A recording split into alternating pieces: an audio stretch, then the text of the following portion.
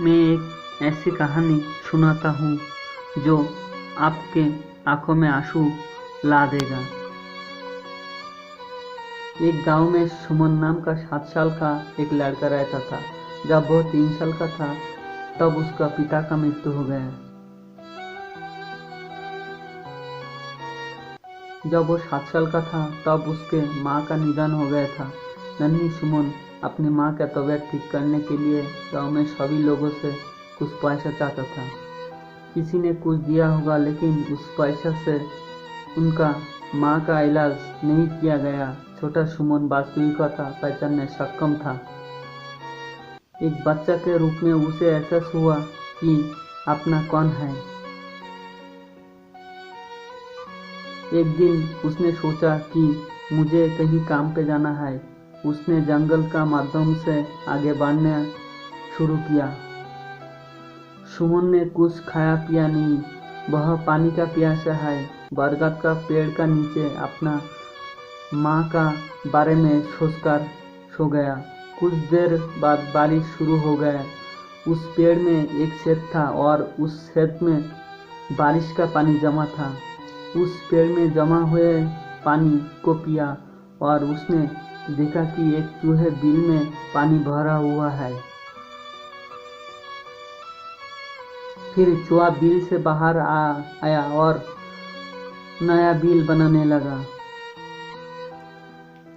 फिर उसने सोचा कि क्यों एक छोटा चूहा अपना दूसरा घर भी बना सकता है, तो फिर मैं क्यों नहीं कर सकता। बहुत भूखा है।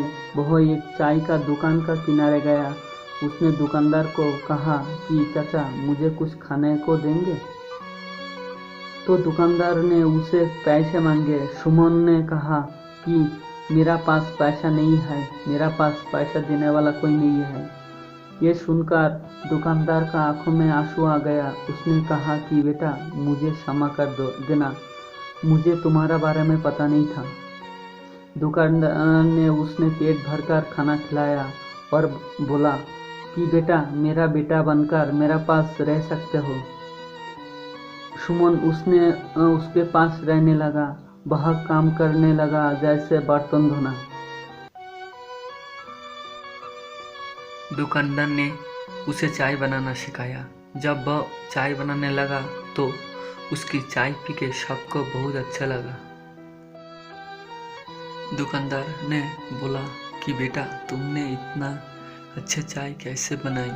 सुमन बोला, जैसे आपने बताया था वैसा ही बनाया। एक दिन दुकानदार की तबीयत बहुत खराब हो गई।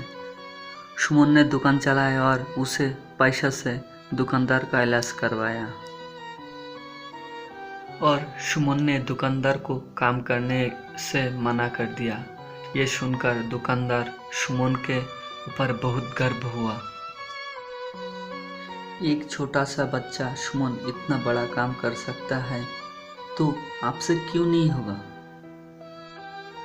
जिंदगी में कोई काम इम्पॉसिबल नहीं। Try again to later. One day became you were successful. Thank you for watching.